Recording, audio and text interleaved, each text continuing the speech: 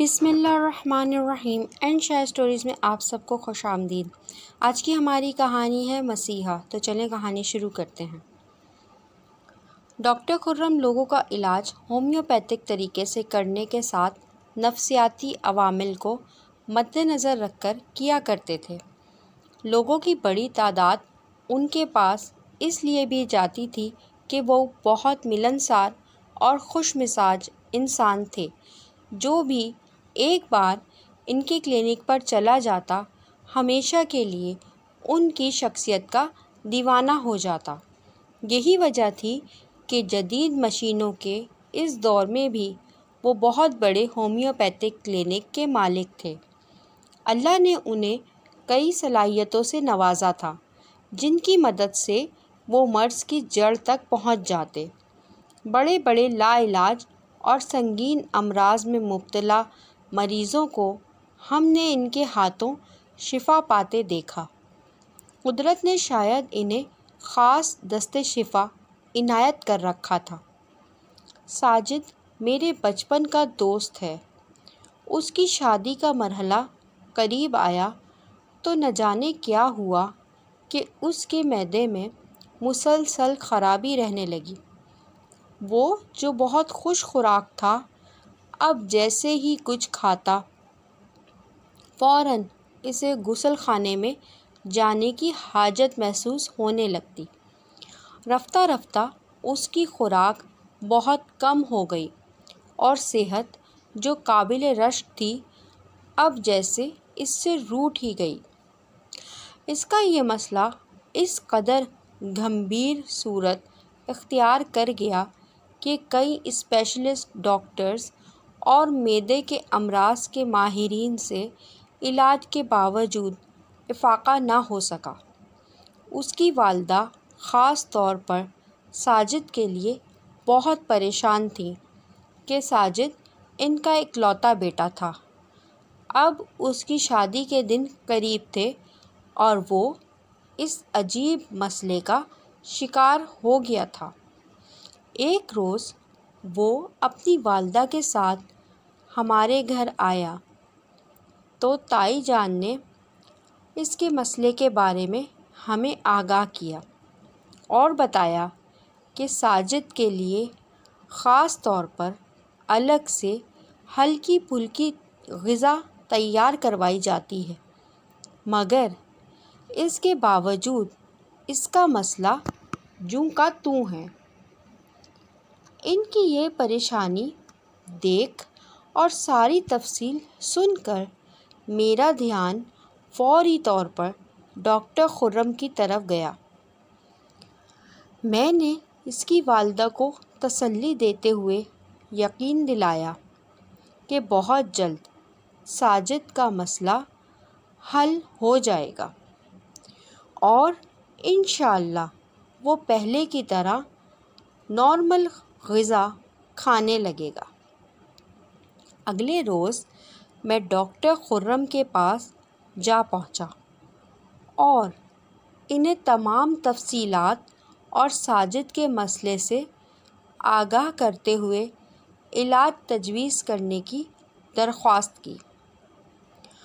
Doctor صاحب کچھ دیر میری باتیں بڑی دلچسپی اور غور سے سنتے رہے اور کئی سوالات کر کے مجھ سے ساجد کے مسئلے کے تمام پہلوؤں کے بارے میں تفصیلات نوٹ کرتے رہے۔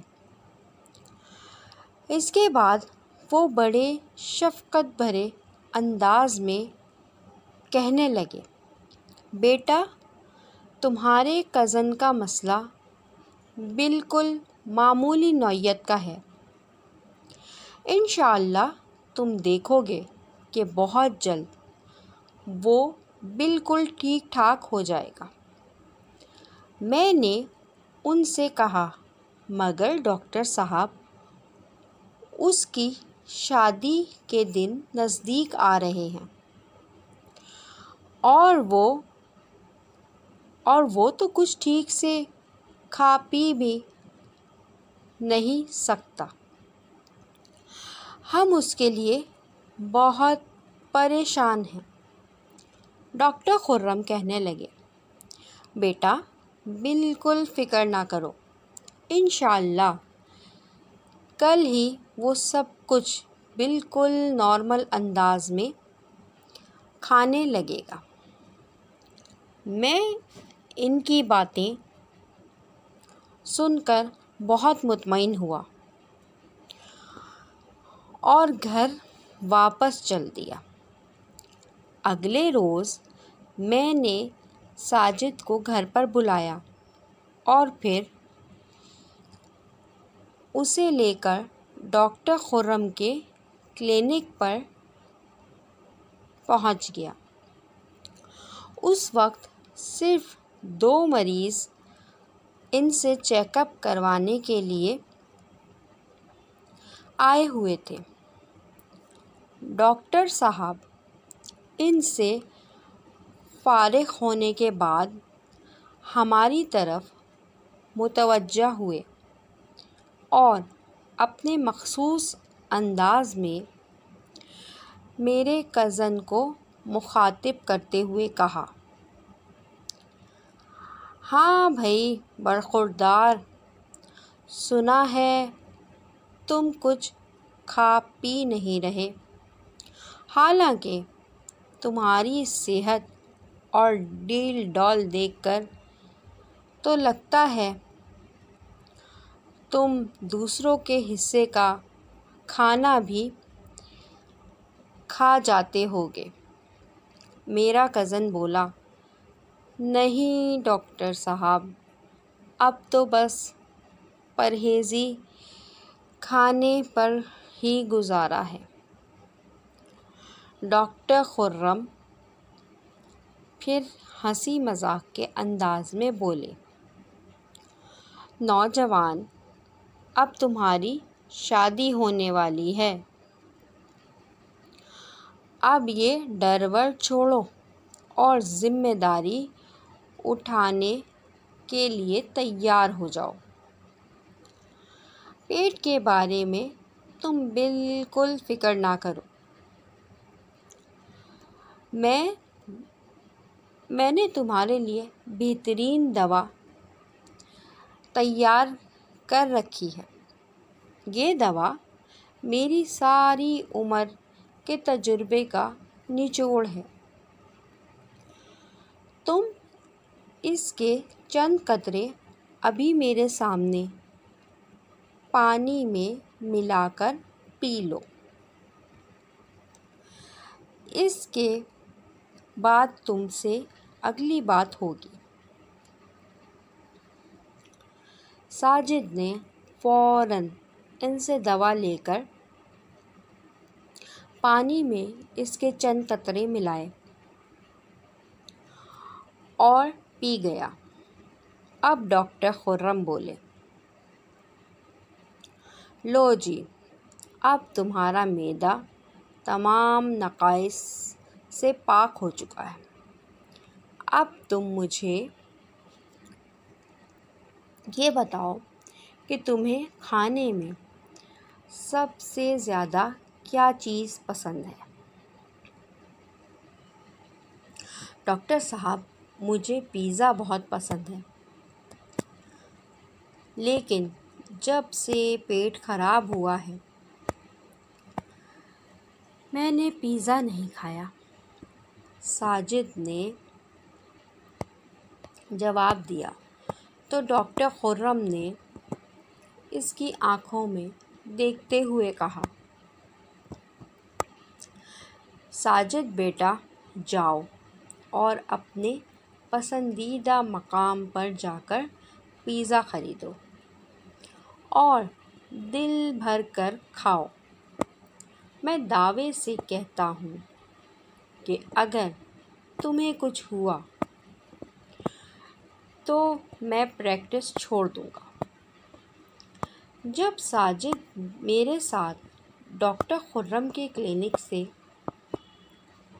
نکلا تو میں اس کے چہرے پر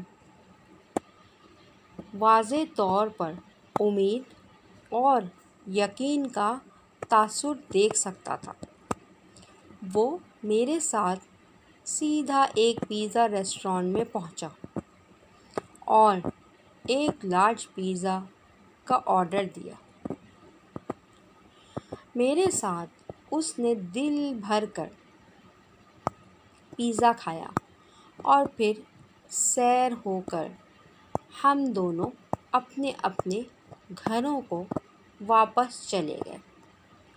میں رات گئے تک ساجد کے فون کا منتظر رہا کہ کہیں اس کے معدے میں کوئی گڑبڑ تو نہیں ہوئی، مگر اس کا فون نہیں آیا۔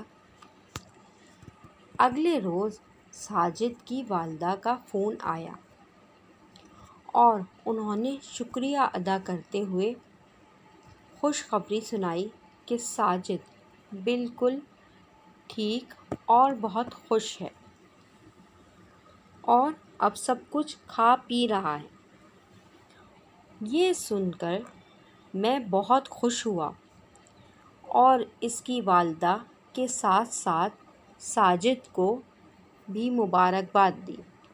کچھ دیر بعد میں یہ سوچ کر ڈاکٹر خرم کے پاس چلا گیا کہ ان سے اس حیرت انگیز دوا کے متعلق پوچھوں جو کل میں اور ساجد جوش اور خوشی میں ان سے لینا ہی بھول گئے تھے، اور جو ڈاکٹر صاحب کی ساری عمر کے تجربے کا نچوڑ تھی۔ میں نے ڈاکٹر صاحب کے پاس پہنچ کر انہیں ساجد کا سارا احوال سنایا اور ان سے دوا کی قیمت دریافت کی تاکہ اسے خرید سکوں۔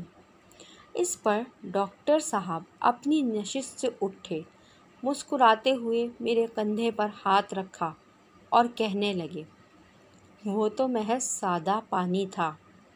پھر وہ میرے حیرت میں ڈوبے چہرے کو نظر انداز کرتے ہوئے مزید بولے، آپ کے دوست کو در حقیقت کوئی مسئلہ تھا ہی نہیں۔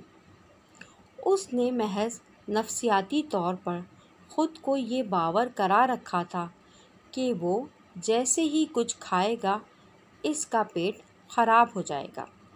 میں نے تو بس اسے نفسیات اور ذہنی طور پر مضبوط کر کے اس خوف سے نکالا ہے، اور اب اسے کسی دوا کی ضرورت نہیں ہے۔ میں حیرت و استعجاب میں ڈوبا واپس چلا آیا اور مجھے یقین ہو گیا کہ ڈاکٹر خرم کو اللہ تعالیٰ نے حقیقتاً لوگوں کے لیے دست شفا عطا کر کے بھیجا ہے۔ اس واقعے کو کئی برس ہو چکے ہیں۔ ساجد کو اس کے بعد کبھی دوبارہ اس مسئلے کا سامنا نہیں کرنا پڑا۔ بے شک شفا اللہ تعالیٰ کی ذات کی طرف سے ہی ملتی ہے، تاہم بعض لوگوں کے ہاتھ میں اللہ نے اپنے فضل سے شفا رکھ دی ہے اور وہ انسانیت کی خدمت کر رہے ہیں۔ ایسے لوگوں پر یہ قدرت کا احسان ہے کہ بے شمار لوگ ان کے علاج سے شفا پا رہے ہیں۔ آج کی کہانی آپ کو کیسی لگی ہمیں کمنٹس میں بتائیے، اور ہمارے چینل کو سپورٹ کیجیے، ہمارے چینل کو سبسکرائب کیجیے، اس کو اپنی فرینڈ اینڈ فیملی میں شیئر کیجیے۔ کمنٹ میں ہمیں بتائیے کہ آپ کو ہماری کہانیاں کیسی لگ رہی ہیں۔ ساری کہانیاں آپ لوگوں کے لیے بنائی جا رہی ہیں۔ اپنا اور اپنے چاہنے والوں کا بہت خیال رکھیے۔ اللہ حافظ۔